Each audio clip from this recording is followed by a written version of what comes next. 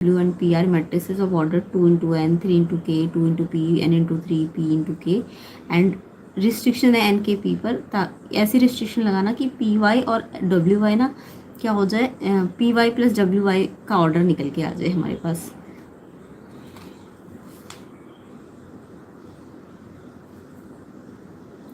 तो यहाँ पे ये एनसीईआरटी का ही क्वेश्चन है, अच्छा क्वेश्चन है ये आपका। देखो सबसे पहले आपको पी सबके ना आपको X Y Z W P इन सब मैट्रिसेस के ऑर्डर गिवन है, 2 into N, 3 into K, 2 into P, N into 3, P into K. आपको P Y plus W Y के लिए रिस्ट्रिक्शंस बतानी है। तो यहाँ पे मेरे को पी डब्ल्यू वाई तीनों का ऑर्डर चाहिए, पी डब्ल्यू वाई का।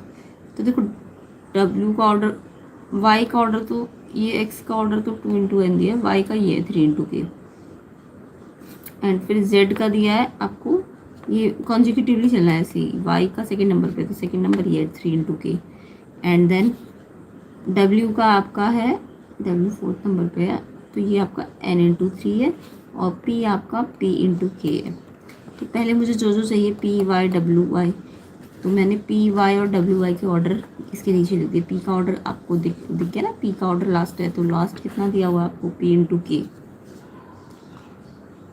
पी का ऑर्डर, पी लास्ट में है ना, तो लास्ट में कितना दिया, पी इंटू के। तो यानी इसका ऑर्डर पी इंटू के, वाई का 3 इंटू के है, डब्ल्यू का एन इंटू 3 है, वाई का 3 इंटू के है। तो मुझे अब आपको मल्टीप्लाई के ऑर्डर्स आने चाहिए। देखो पी और वाई जो है मल्टीप्लाई हो रहे हैं ना, पी वाई, और ऐसे डब्ल्यू और वाई भी आपस में मल्टीप्लाई हो रहे हैं, फिर जो उनके रिजल्ट आएंगे वो प्लस होंगे। तो यहाँ पे आपको मल्टीप्लिकेशन के, अगर मैं पी वाई को मल्टीप्लाई करूँ, अगर मैं पी वाई को मल्टीप्लाई करूँ तो मल्टीप्लाई का रूल पता है क्या होता है। मल्टीप्लाई में इस पहले पी को अगर वाई से मल्टीप्लाई कर रही हूँ ना, तो ये रॉ होता है और ये कॉलम होता है, और ये रॉ और ये कॉलम, यानी फर्स्ट स्टार्टिंग में रॉ होता है, बाद में कॉलम होता है। तो अगर मेरे पास पी वाई को मल्टीप्लाई कर रही हूँ तो जो भी इनका ऑर्डर है वो उसके जो रिजल्ट का, उसके प्रोडक्ट का जो ऑर्डर आता है ना, उसके प्रोडक्ट का वो कैसे आता है। देखो उसमें एक तो याद रखना, जो फर्स्ट वाला जिनको मल्टीप्लाई कर रहे हो उसमें जो फर्स्ट वाले का कॉलम होता है वो सेकेंड वाले के रॉ के बराबर होना चाहिए। ये इसके के तो 3 के क्या होना चाहिए, बराबर। एक तो ये प्रॉपर्टी आपको याद रखनी है, जब भी हम इनका मल्टीप्लाई करेंगे तो इस जो फर्स्ट वाले जो इनके प्रोडक्ट का आंसर का ऑर्डर आएगा वो फर्स्ट वाले के कॉलम और सेकंड वाले के रॉ, यानी फर्स्ट का कॉलम सेकंड का रॉ क्या होना चाहिए, आपस में बराबर। तो के की वैल्यू वैसे अगर निकालनी होती तो के 3 आ जाता, ठीक है, बट नहीं। अब देखो जो इसकी रिजल्ट पी वाई का जो रिजल्ट आएगा ना, उसका ऑर्डर, पी वाई का जो प्रोडक्ट आएगा, पी वाई का जो प्रोडक्ट आएगा उसका ऑर्डर क्या बनेगा, जो इसका रॉ और दूसरे वाले का कॉलम होगा वो ऑर्डर इस प्रोडक्ट का ऑर्डर होगा, याद रहेगा।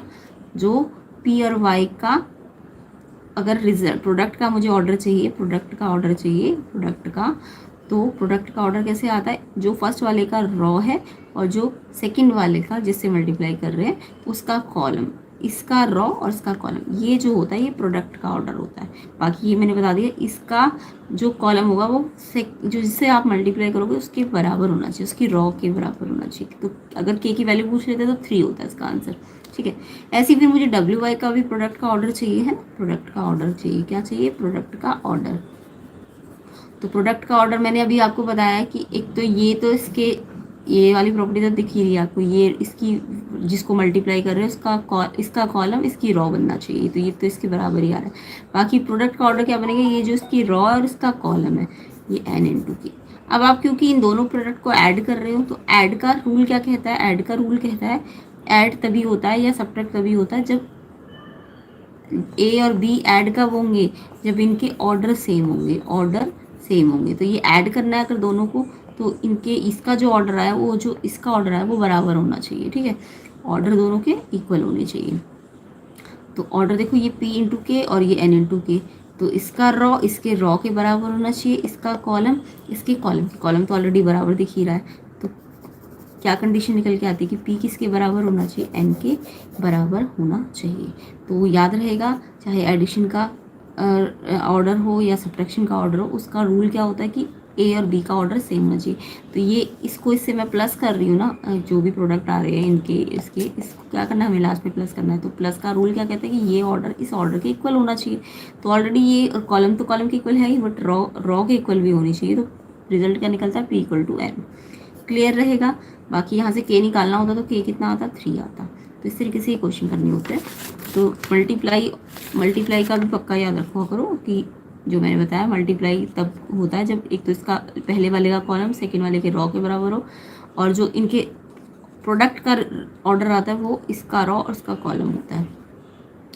ठीक है, नेक्स्ट देखिए। तो इसका आंसर क्या होगा, इसका आंसर K3PN होना चाहिए, है ना, K3PN। ये ए ऑप्शन इसका करेक्ट है, ऑप्शन ए। के देखो मेरा 3 भी आ गया है ना, और PN के इक्वल भी आ गया। तो ऑप्शन ए इसका आंसर होगा। नेक्स्ट क्वेश्चन देखेंगे। The interval in which the function defined by f(x) = ex is strictly increasing. यहाँ पे पूछा है कि फंक्शन ex स्ट्रिक्टली इंक्रीजिंग किस इंटरवल पे होता है। तो देखो अगर मेरे को स्ट्रिक्टली इंक्रीजिंग देखना है तो मेरे को उसका dy/dx करना पड़ेगा, और dy/dx जहाँ ग्रेटर देन 0 होगा वहाँ पे वो स्ट्रिक्टली इंक्रीजिंग होता है। ठीक है, तो पहले तो मुझे इस फंक्शन का क्या करना है, y = ex का डेरिवेटिव लेना है। तो y का डेरिवेटिव लिया dy/dx, और ex का डेरिवेटिव सबको पता होगा ex ही होता है। और आपको पता है e की ना कोई भी वैल्यू हो, चाहे e की वैल्यू e की पावर 0 हो, चाहे e की पावर प्लस में हो, चाहे e की पावर नेगेटिव में ही क्यों ना हो, तब भी आंसर तो हमेशा ना प्लस में ही आता है। ई एक्स कोई भी पावर हो वो पॉजिटिव ही रहता है, यानी dy/dx तो हमेशा किसी भी x की वैल्यू पे, कोई भी रियल वैल्यू पे, चाहे वो पॉजिटिव लो चाहे नेगेटिव लो, कोई चाहे फ्रैक्शंस भी लोगे, तो dy/dx ना हर एक रियल नंबर पे, हर एक x की रियल वैल्यू पे कैसा रहेगा, पॉजिटिव रहेगा। कोई मतलब इसमें रिस्ट्रिक्शन नहीं है, चाहे वो इंटीजर्स पे, चाहे वो नेगेटिव पावर्स पे या फ्रैक्शंस वाली पावर पे, ई की कोई भी पावर लोगे आपका आंसर क्या आएगा, पॉजिटिव ही आएगा।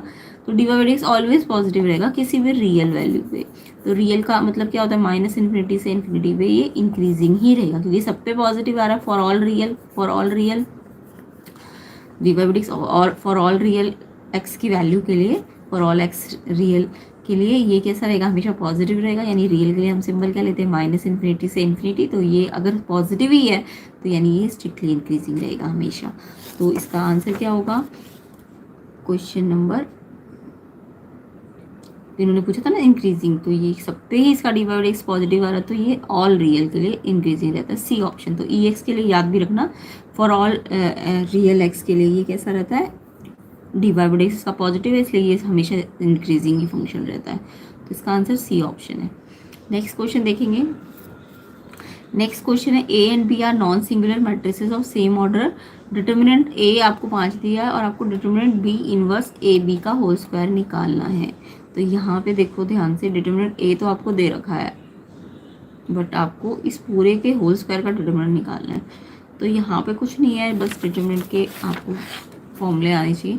आपको डिटर्मिनेंट लगा सिंबल, डिटर्मिनेंट वर्ड्स की जगह ऐसे भी लिख सकते हो ना, डिटर्मिनेंट ए आपको 5 दिया हुआ है, और आपको इस पूरे के स्क्वायर का डिटर्मिनेंट निकालना है। तो मैं इस पूरे का डिटर्मिनेंट का स्क्वायर भी लिख सकती हूँ इसको, है ना।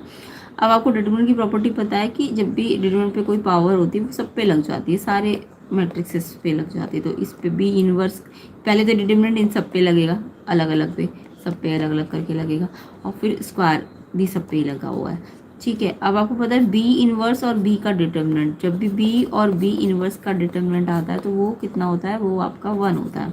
ठीक है, वो कितना होता है, बी और बी इनवर्स, बी और बी इनवर्स ये आपका क्या होता है, आई होता है ना। बी और बी इनवर्स क्या होता है आपका, बी और बी इनवर्स आपका आई होता है, और आई का डिटर्मिनेंट कितना आएगा, 1 आएगा।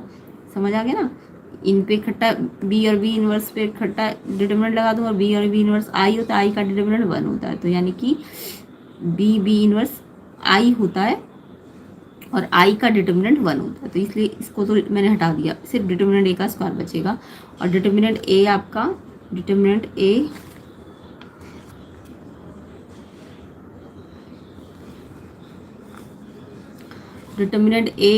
कितना दिया हुआ था, 5 दिया था ना, 5 का स्क्वायर कितना आ जाएगा, 25 आ जाएगा। तो 25 इसका आंसर हो जाएगा। ठीक है, तो आंसर क्या है, 25, ऑप्शन बी इसका करेक्ट आंसर है, ऑप्शन बी इसका करेक्ट आंसर है।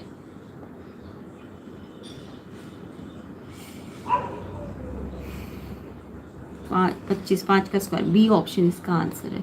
आई होप क्वेश्चन समझ आ गया। वीडियो को ज़्यादा से ज़्यादा लाइक करना, ज़्यादा से ज़्यादा शेयर करना, ताकि इसके जो बाकी के सेक्शंस हैं वो भी मैं जल्दी से जल्दी कवर करा सकूँ। तो ज़्यादा से ज़्यादा शेयर करिए, और चैनल में नए हो तो सब्सक्राइब ज़रूर करना। क्वेश्चन 5 देखेंगे। The value of n such that the differential equation xn dy by dx equal to y log y minus log x प्लस 1 इज़ होमोजीनियस। यहाँ पे हमको बोला है कि ये इक्वेशन होमोजीनियस हो जाए, इसके लिए n की क्या वैल्यू होनी चाहिए। तो कोई भी होमोजीनियस इक्वेशन की कंडीशन क्या होती है ये समझेंगे हम पहले।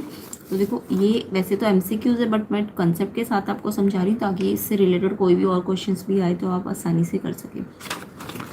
तो यहाँ पे आपको डिफरेंशियल इक्वेशन आपको पता है कब होमोजीनियस होती कंडीशन आनी चाहिए। तो देखो, डिफरेंशियल इक्वेशन जब dy by D X F X Y की फॉर्म में होता है, फंक्शन ऑफ एक्स वाई जब dy बाई डी एक्स आ जाए, और वो होमोजीनियस होने के लिए उसकी कंडीशन होनी चाहिए जो एफ एक्स वाई है वो उसकी डिग्री कितनी आनी चाहिए, 0 आनी चाहिए। यानी जो भी मैं एफ एक्स वाई फंक्शन बनाऊंगी उसकी डिग्री 0 आ जाए, तो वो फंक्शन जो होगा उसका जो भी D Y by D X इस फॉर्म में होगा वो होमोजीनियस होता है। तो अब मेरे को क्वेश्चन में ये दे रखा है X N D Y by D X, साथ में क्या दे रखा है वाई। अब मैं ये log Y minus log X में लॉग की प्रॉपर्टी लगा सकती हूँ ना। अब ये लॉग की प्रॉपर्टी तो आपको आती होगी, लॉग ए माइनस लॉग बी अगर दिया होता है, तो अगर ये बीच में माइनस है तो लॉग को एक बार लिख के ए को बी के साथ डिवाइड में ले लेते हैं, और अगर ये प्लस होता तो इसको इसके साथ मल्टीप्लाई में लेते हैं। अगर ये प्लस होता तो लॉग ए इंटू बी हो जाता। अब ये माइनस है तो ये ए बाई बी हो जाएगा। ये प्रॉपर्टी लॉग की होती है, ये आपको आनी चाहिए, ठीक है।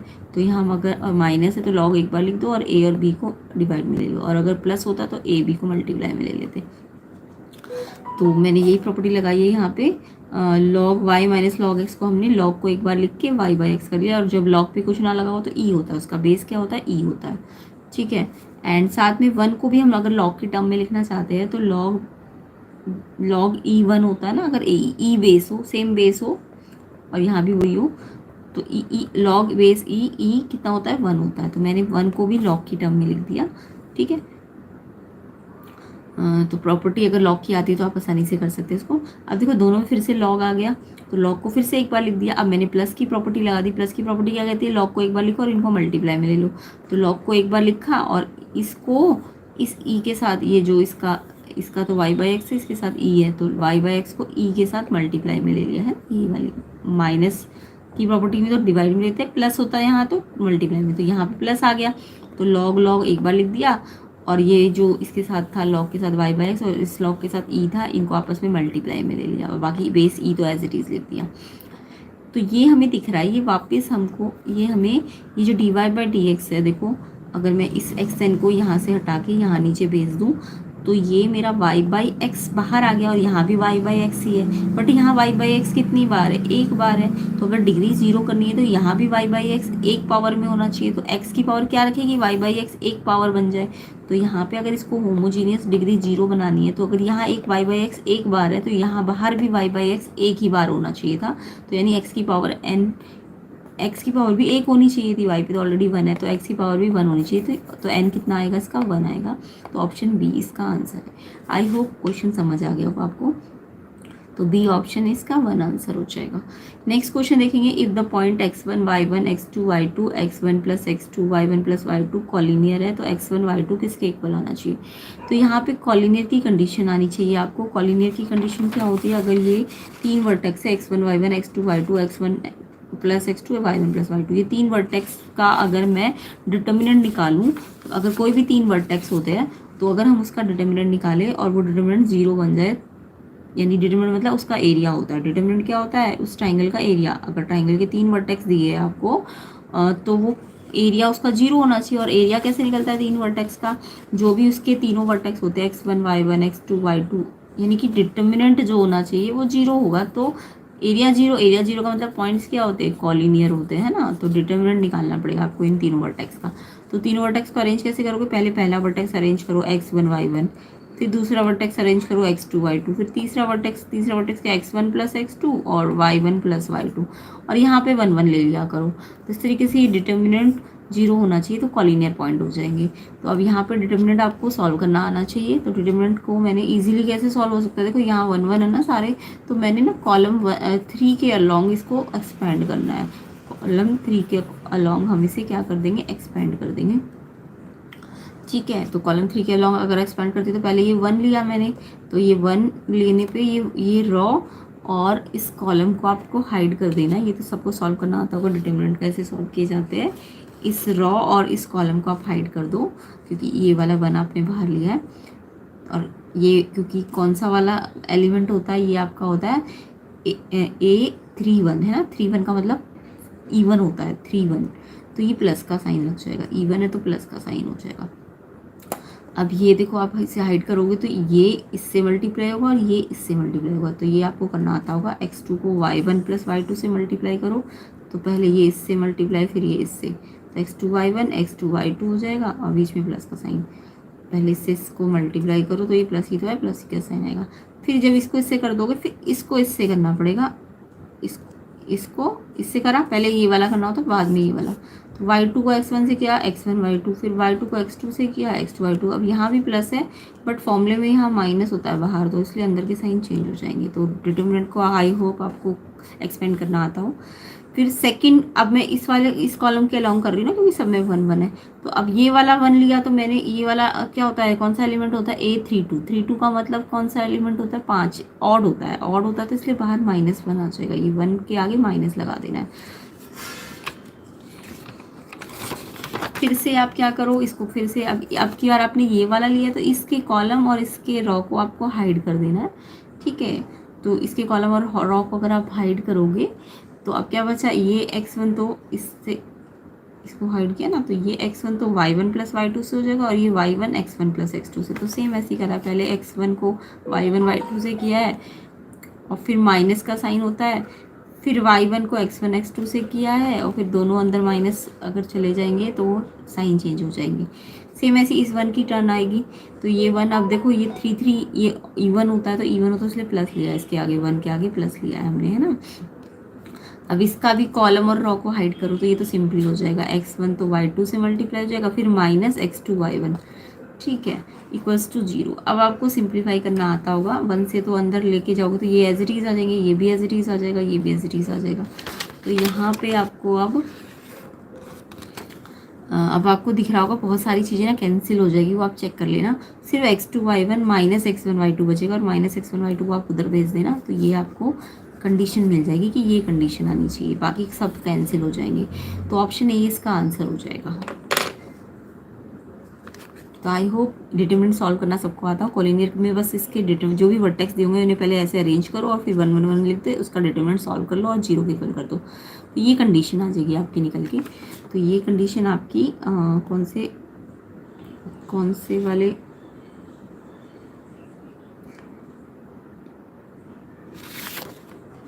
ऑप्शन पे आती है, x1 y2 किसकी इक्वल आना है, x1 y2 x2 y1 की इक्वल आ रहा है। x1 y2 देखो आपको पूछा था, x1 y2 किसकी इक्वल आ रहा है, x2 y1 के, तो यानी x2 y1, ए ऑप्शन इसका आंसर हो जाएगा।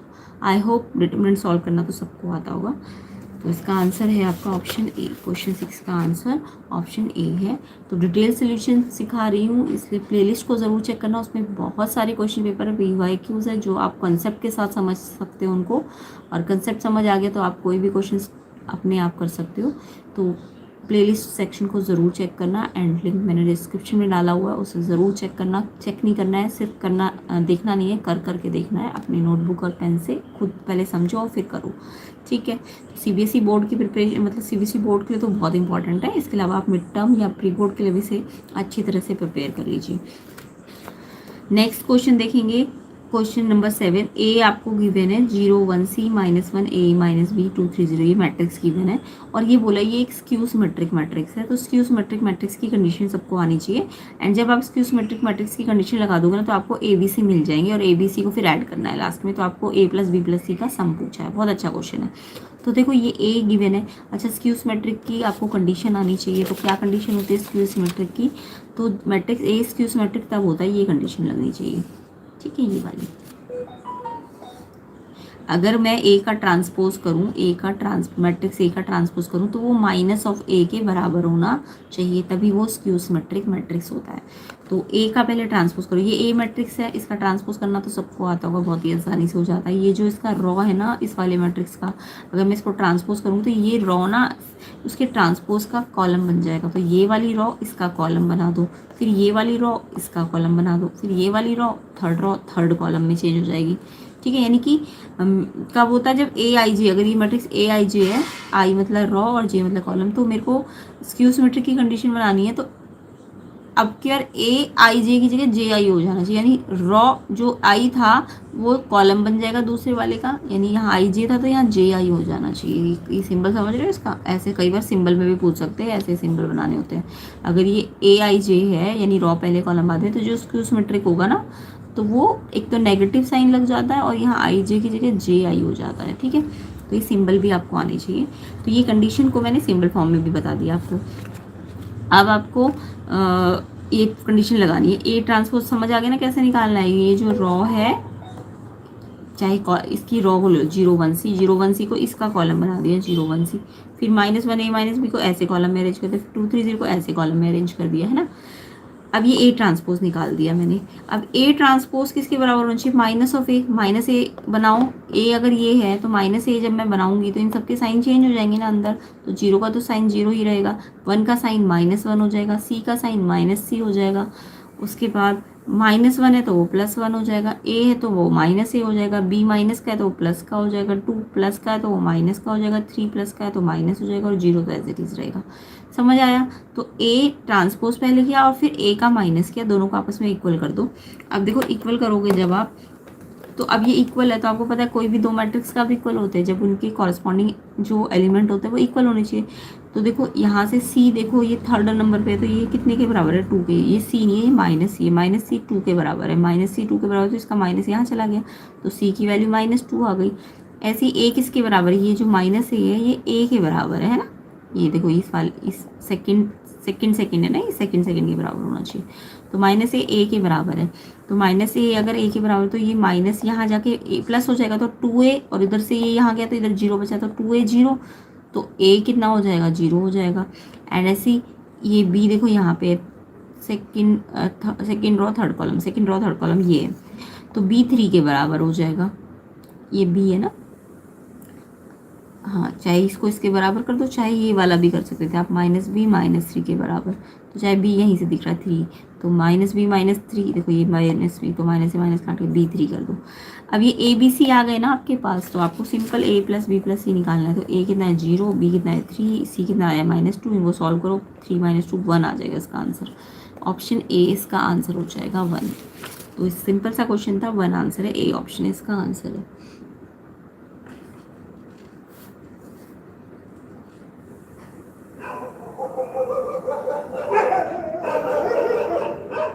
आई होप क्वेश्चन समझ आ गए होंगे। नेक्स्ट क्वेश्चन पे आते हैं। Question number 8, for any 2 events A and B, if probability of A not half है, बी नॉट 2/3 है एंड ए इंटरसेक्शन बी की प्रोबेबिलिटी 1/4 है। आपको प्रोबेबिलिटी निकालनी है ए नॉट और बी नॉट। अच्छा, ये कंडीशनल प्रोबेबिलिटी होती है, A not upon B not है ना। तो कंडीशनल का फॉर्मूला भी आपको आना चाहिए।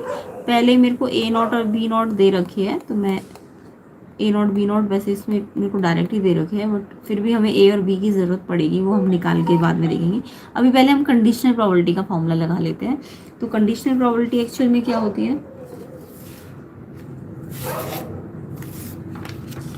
देखो मेरे को ए नॉट दे रखा है हाफ और बी नॉट दे रखा है 2 है, तो मुझे निकालना क्या है? A not upon B not, A not upon B not. तो ये कंडीशनल प्रोबेबिलिटी है कि ए नॉट निकालनी है और बी नॉट गिवन है। इसको क्या बोलोगे? ए नॉट की प्रोबेबिलिटी निकालनी है, गिवन कौन सी है? B not. तो बी नॉट गिवन है तो बी नॉट सैंपल स्पेस हो जाएगा, बी नॉट सैंपल स्पेस हो जाएगा। जो गिवन होती है ये गिवन है, इसको पढ़ेंगे कैसे? ए नॉट की प्रोबेबिलिटी जब बी नॉट गिवन हो, बी नॉट गिवन है तो बी नॉट को नीचे रखो, वो सैंपल स्पेस मानी जाएगी।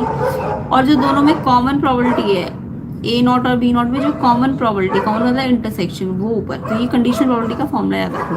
यानी कि अगर कोई A/B है, इसको पढ़ेंगे कैसे? ए की प्रोबेबिलिटी जब बी गिवन हो, तो बी गिवन है तो बी की प्रोबेबिलिटी नीचे और ए और बी में जो कॉमन प्रोबेबिलिटी है वो ऊपर। तो ये इसका फॉर्मूला होता है। ठीक है, तो अब यहाँ ए और बी तो नहीं है, ए नॉट और बी नॉट है, तो यहाँ पे भी ए नॉट बी नॉट में जो कॉमन प्रोबेबिलिटी है और बी नॉट प्रोबेबिलिटी जो गिवन है वो नीचे।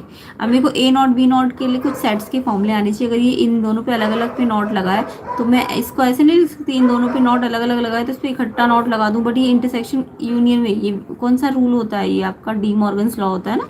तो अगर ये नॉट नॉट अलग अलग पे है तो इकट्ठा लगा के ये इंटरसेक्शन यूनियन बन जाता है। तो इसको हम ऐसे लिख सकते हैं, और ये बी नॉट तो है ही। अच्छा, ए यूनियन बी का कॉम्प्लीमेंट पूरा, तो उसको कैसे लिखेंगे, प्रोबेबिलिटी ऑफ जैसे सैम्पल्स उसमें अगर हम सेट में बोले तो वो हम कहते हैं कि पूरे यूनियन में से हम ए यूनियन बी को माइनस करते हैं, बट पूरी की प्रोबेबिलिटी 1 होती है। तो अगर मैं प्रोबेबिलिटी वाइज बोलूँ इसे, तो 1 में से ए यूनियन बी की प्रोबेबिलिटी माइनस कर दो तो ये कम इसके नॉट की प्रोबेबिलिटी निकल के आ जाएगी। किसी के भी नॉट की प्रोबेबिलिटी निकालनी हो तो 1 में से उसके होने की प्रोबेबिलिटी क्या करते हैं, माइनस करते हैं ना। तो इसकी अगर ए यूनियन बी के नॉट की प्रोबेबिलिटी निकालनी तो पूरी 1 प्रोबेबिलिटी में से ए यूनियन बी के होने की प्रोबेबिलिटी माइनस कर देंगे। अब आपको ए यूनियन बी तो आसानी से निकालना आता होगा, कैसे निकलता है ए यूनियन बी, देखो ए यूनियन बी निकालने के लिए ये तो आपको पढ़ा होगा, ए यूनियन बी की प्रोबेबिलिटी कैसे निकलेगी, प्रोबेबिलिटी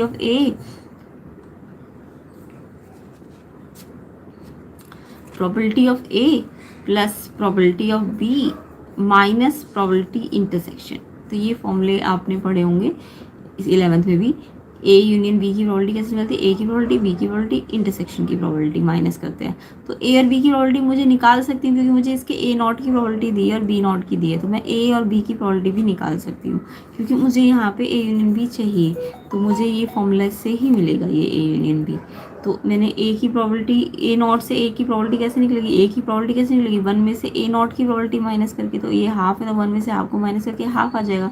ऐसी बी नॉट है, बी की चाहिए तो बी की कैसे आएगी, बी 1 में से बी नॉट को माइनस कर दो तो ये 1 माइनस 2/3 1/3 हो जाएगा।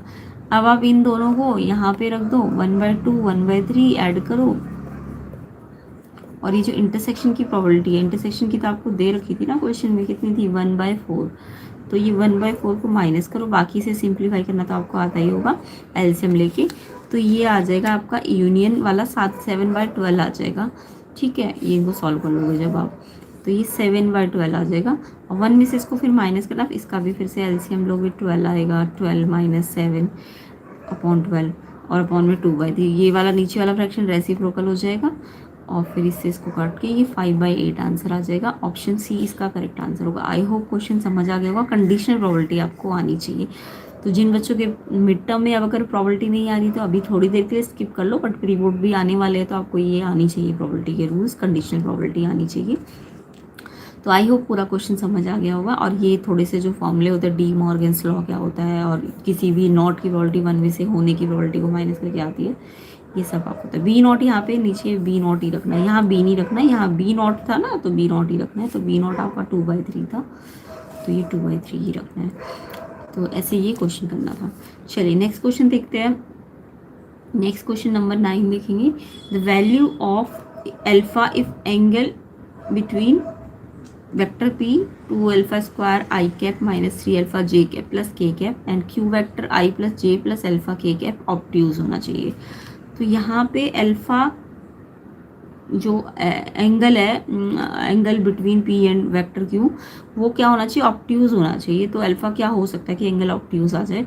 तो यहाँ पे वेक्टर के कुछ टर्म्स लगेंगे। तो देखो वेक्टर में अगर कोई भी दो वेक्टर्स के बीच में एंगल निकालना है तो ये फॉर्मूला तो सबको आता होगा ना। अगर कोई भी p वेक्टर और q वेक्टर के बीच में एंगल निकालना है तो p vector dot q vector होता है। p अभी आपको अगर किसी के वेक्टर नहीं हुए तो अभी समझ नहीं आएगा, बट थोड़े दिनों बाद समझ आ जाएगा। p वेक्टर q वेक्टर का मैग्नीट्यूड और साथ में cos थीटा। ठीक है, यानी कि p और q का डॉट में cos थीटा आता है, तो cos थीटा ही वो एंगल है। तो अगर cos थीटा, अगर यहाँ एंगल आ रहा है तो cos थीटा ऑब्ट्यूज कब होता है, जब cos थीटा की वैल्यू 0 से क्या होती है, कम होती है। अभी ये cos थीटा आप कैसे निकाल सकते हो, देखो cos थीटा निकालने के p डॉट q का डॉट प्रोडक्ट अपॉन में p का मैग्नीट्यूड और q का मैग्नीट्यूड, ये फॉर्मूला होता है cos थीटा निकालने का, p डॉट q और p का मैग्नीट्यूड q का मैग्नीट्यूड। तो आपको कॉस थीटा ऑब्ट्यूज बनाना है तो उसकी वैल्यू लेस देन जीरो होनी चाहिए, तभी वो ऑब्ट्यूज एंगल होता है। तो यानी कि जो पी डॉट क्यू है, cos theta P dot Q से आता है ना, तो पी डॉट क्यू मस्ट भी लेस देन जीरो होना चाहिए, क्योंकि ये तो मैग्नीट्यूड है तो ये तो पॉजिटिव ही आएगा। पी और क्यू का जो मैग्नीट्यूड आएगा वो तो, ये मैग्नीट्यूड हमेशा वेक्टर्स में प्लस ही आएंगे, तो ये प्लस आएगा, है ना। तो ये यानी कि कॉस थीटा अगर ऑब्ट्यूज होना चाहिए तो वो लेस देन जीरो होना चाहिए, यानी ये नीचे वाला तो प्लस ही आएगा, मैग्नीट्यूड है। तो यानी कि अगर ये नेगेटिव करना है, लेस देन जीरो करना है, तो ये भी लेस देन जीरो होना चाहिए, P dot Q less than zero होना चाहिए। तो पी और क्यू का डॉट प्रोडक्ट आपको निकालना अगर आता है, कैसे निकलता है डॉट, अगर साइंस वाले बच्चे हैं तो डॉट प्रोडक्ट आसानी से निकाल लेंगे। डॉट के लिए क्या करते हैं, देखो जो आई जे के स्केलर पार्ट होते हैं, आई का स्केलर पार्ट 2 अल्फा स्क्वायर है, एंड इस वाले आई का स्केलर पार्ट 1 है ना, आगे कुछ नहीं 1 है। तो 2 अल्फा स्क्वायर को 1 से मल्टीप्लाई करो, फिर -3 अल्फा जे का, जे कैप का आगे कितना है -3 अल्फा, इसके जे कैप के आगे 1 है, तो -3 अल्फा को 1 से मल्टीप्लाई करो, फिर के कैप के आगे 1 है और इसके के कैप के आगे अल्फा है, तो 1 को अल्फा से मल्टीप्लाई करो। तो इस तरीके से डॉट प्रोडक्ट आ जाएंगे। तो समझ आ गया ना। पी के पास स्केलर पार्ट क्या है, आई का 2 अल्फा स्क्वायर, और क्यू के पास स्केलर पार्ट आई के का कितना है 1। तो जो स्केलर स्केलर उन्हें आपस में मल्टीप्लाई करो, फिर प्लस इसका जे वाला जे के साथ करना होता है, इसका जे के साथ माइनस का 3 अल्फा है और उसके जे के साथ आगे कितना है 1 है, फिर ऐसे ही इसके के साथ आगे कितना है स्केलर 1 और इसके के साथ आगे कितना है अल्फा। तो यानी कि एक तरह से कह सकते हो, अगर मेरे पास दो वेक्टर है A1 आई कैप, B1 जे कैप, C1 के कैप, ठीक है, ये एक वेक्टर है, मान लो वेक्टर A है, ठीक है, और वेक्टर B आपको दिया हुआ है A2 आई कैप प्लस B2 जे कैप प्लस C2 के कैप। तो अगर मेरे को A का डॉट B के साथ निकालना है, तो डॉट बी के साथ निकालने का मतलब इनके जो स्केलर्स है, आई नहीं, आई का आई के साथ जो स्केलर लगा हुआ है, इसका A1 है, इसका A2 है, तो A1 A2 प्लस ऐसी जे का जे के साथ लेना होता है। अगर जे मान लो यहाँ ना हो तो जीरो माना जाता है। तो B1 B2 के साथ मल्टीप्लाई करो, स्केलर को उसके स्केलर, एक आई वाले के स्केलर को आपस में मल्टीप्लाई करो, जे वाले स्केलर को आपस में मल्टीप्लाई करो, ऐसे के वाले को भी आपस में मल्टीप्लाई करो, फिर तीनों को प्लस कर दो, तो ये डॉट प्रोडक्ट होता है, ठीक है। तो ये डॉट प्रोडक्ट अगर जिनके फैक्टर भी नहीं हुए तो उन्हें थोड़ा सा मुश्किल लगेगा, बट साइंस वाले बच्चों को ईजी लगेगा। तो ऐसे ही हमने यहाँ भी किया है, देखो इसका स्केलर 2 अल्फा स्क्वायर, इसका आगे 1 था तो 2 अल्फा स्क्वायर 1, फिर ऐसे ही इसका -3 अल्फा जे का, जे के साथ कितना है -3 अल्फा, इसके जे के साथ 1 है तो -3 अल्फा इंटू 1, के आगे 1 है, इसके के आगे अल्फा है तो 1 इंटू अल्फा, तो ये 2 अल्फा स्क्वायर आ जाएगा, ये -3 अल्फा आ जाएगा, ये अल्फा आ जाएगा, है ना। और ये कंडीशन क्या है, अगर कॉस थीटा जीरो है तो जो पी डॉट क्यू है वो भी लेस देन जीरो होना चाहिए ऑब्ट्यूज एंगल की कंडीशन के लिए, तो ये लेस देन जीरो का साइन लगा देना।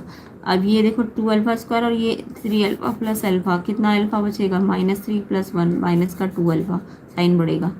अब ये 2 अल्फा दोनों में से कॉमन निकाल सकते हो आप चाहो तो, इनइक्वालिटी सॉल्व करनी है अब आपको। 2 अल्फा कॉमन आ गया, इसमें से एक अल्फा बचा, अंदर इसमें से 1 बचा। अब आपको पता है अल्फा की दो वैल्यूज़ आएंगी, अल्फा 2 अल्फा या तो 0 है तो अल्फा 0 आ जाएगा, ऐसे ही अल्फा -1 0 है तो अल्फा 1 आ जाएगा। तो इंटरवल इनइक्वालिटी को सॉल्व करने के लिए आप इंटरवल को लिया करो, तो दो इंटरवल मिले 0 और 1 और यहाँ -∞ से इन्फिनिटी, तो इनइक्वालिटी तो आपको सबको आती ही होगी, है ना। तो अब आपको दिख रहा है कि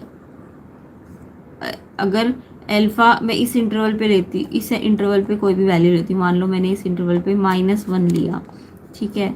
अब मैंने इस इंटरवल पे -1 आता ना 0 से ∞ के बीच में, तो अगर मैंने -1 यहाँ पुट किया इसमें, तो 2 1 ज़ा 2 माइनस का 2, यानी ये माइनस हो जाएगा, 2 1 ज़ा 2 माइनस का 2, एंड ये भी -1 अल्फ़ा की वैल्यू रख रही हूँ ना मैं, ये किसकी वैल्यू रख रही हूँ यहाँ पे, अल्फ़ा की। तो अल्फ़ा अगर मैंने -1 लिया है तो ये -1 इंटू 2 माइनस में आ जाएगा, ऐसे ये -1 -2, तो ये भी माइनस में आ जाएगा, और दो माइनस माइनस मल्टीप्लाई होकर प्लस हो जाएंगे, है ना। ये प्लस इक्वालिटी सिखाई हुई है आपको 11th में बहुत अच्छी तरीके से।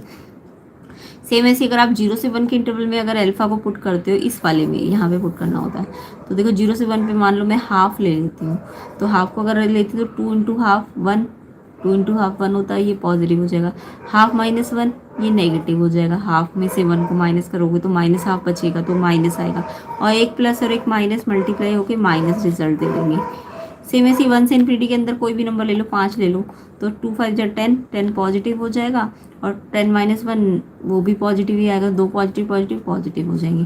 तो यानी कि मेरे को कौन सा वाला से देखना है, ये लेस देन लगा हुआ है ना, तो लेस देन का मतलब मुझे नेगेटिव वाला देखना है। नेगेटिव वाला तो ये वाला आया है ना, ये वाला।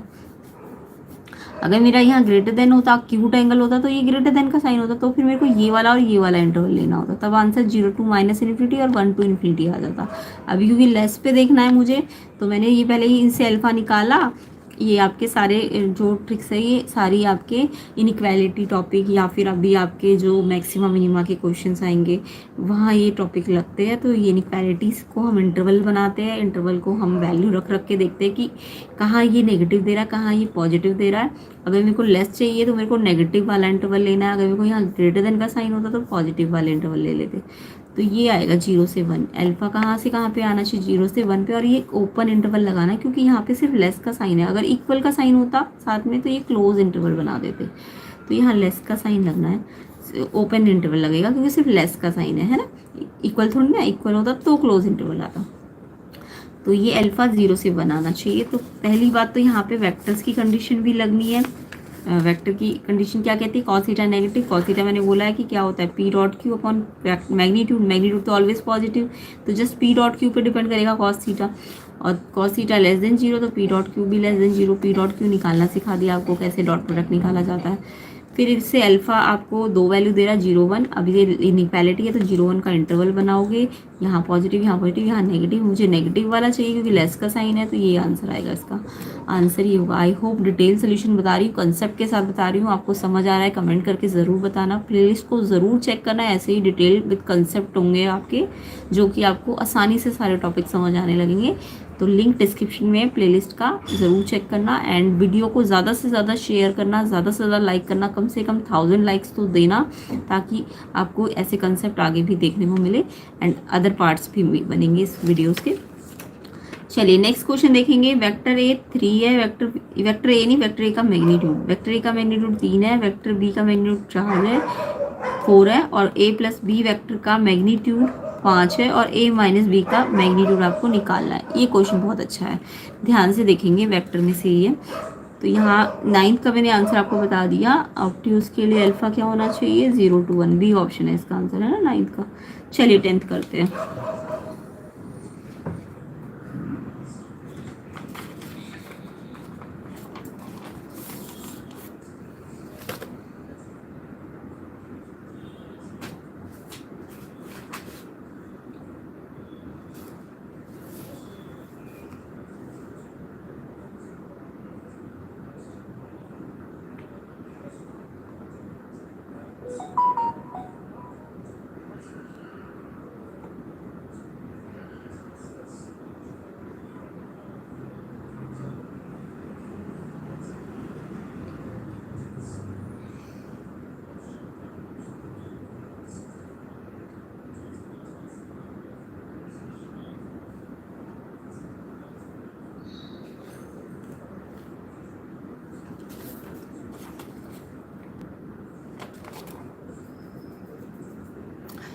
तो 10th क्वेश्चन देखेंगे। यहाँ पे वेक्टर ए का मैग्नीट्यूड वेक्टर बी का और ए प्लस बी का मैग्नीट्यूड दिया और ए माइनस बी का निकालना। तो जब भी वेक्टर ए प्लस बी का मैग्नीट्यूड और वेक्टर ए माइनस बी का मैग्नीट्यूड एक साथ आ जाए, या तो यानी दोनों एक साथ आ जाए, ए प्लस बी का मैग्नीट्यूड और ए माइनस बी का, इसके लिए एक स्पेशल फॉर्मूला होता है, वो आपको याद रखना है। पहले तो ये आपको क्वेश्चन में गिवन है, वेक्टर ए का मैग्नीट्यूड 3 है, वेक्टर बी का मैग्नीट्यूड 4 है और वेक्टर ए प्लस बी का मैग्नीट्यूड 5 है। मैंने कहा ना मैग्नीट्यूड हमेशा पॉजिटिव आते हैं। तो ये 3 4 5 है और आपको निकालना क्या है इसका, a माइनस बी। तो देखो ये जब भी ना आपका a प्लस बी और a माइनस बी एक साथ आ जाए तो ये वाला फॉर्मूला आप लगाया करो, इंपॉर्टेंट है ये फॉर्मूला। तो ये एक फॉर्मूला होता है जब a प्लस बी और a माइनस बी वेक्टर एक साथ हो, है ना। तो ये फॉर्मूला होता है a प्लस बी का मैग्नीट्यूड का square plus a minus B के मैग्नीट्यूड का स्क्वायर किसके बराबर होता है, 2 मैग्नीट्यूड ए का स्क्वायर प्लस मैग्नीट्यूड बी का स्क्वायर। तो जब भी आपका ऐसा क्वेश्चन आएगा जिसमें ए प्लस बी भी होगा मैग्नीट्यूड और ए माइनस बी भी होगा और साथ में ए और बी भी होगा, तो आपको ये फॉर्मूला ले लेना है। अब आपको देखो ए प्लस बी का मैग्नीट्यूड दिया था 5 और उस पर क्या है स्क्वायर, फिर ए माइनस बी का मैग्नीट्यूड तो आपको निकालना है, उस पर स्क्वायर एज इट इज रहने दो, 2 मैग्नीट्यूड ए का कितना था, 3 था ना, 3 का स्क्वायर कर दो, 3 का स्क्वायर 9 हो जाएगा। ये 4 था तो 4 का स्क्वायर 16 हो जाएगा। अब ये 9 और 16 25 और ये 2 से मल्टीप्लाई होकर 50 होगा। और ये 25 जो यहाँ प्लस हो रहा था यहाँ के माइनस हो जाएगा।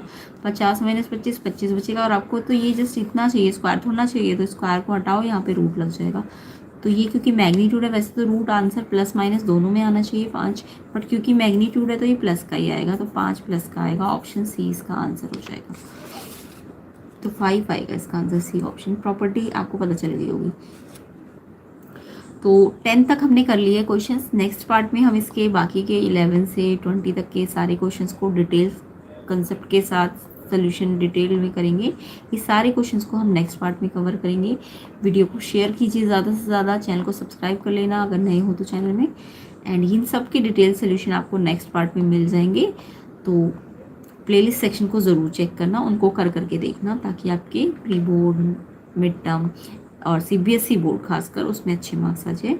तो चलिए कमेंट करके ज़रूर बताना कि आपको वीडियो समझ आई कि नहीं आई, कंसेप्ट समझ आए कि नहीं आई। ये सारे कंसेप्ट को हम नेक्स्ट पार्ट में कवर करेंगे। तो लाइक करना, कम से कम 500 लाइक तो बनते हैं, 500 लाइक ज़रूर करना, तो इसका नेक्स्ट पार्ट जल्दी से जल्दी आपको मिलेगा।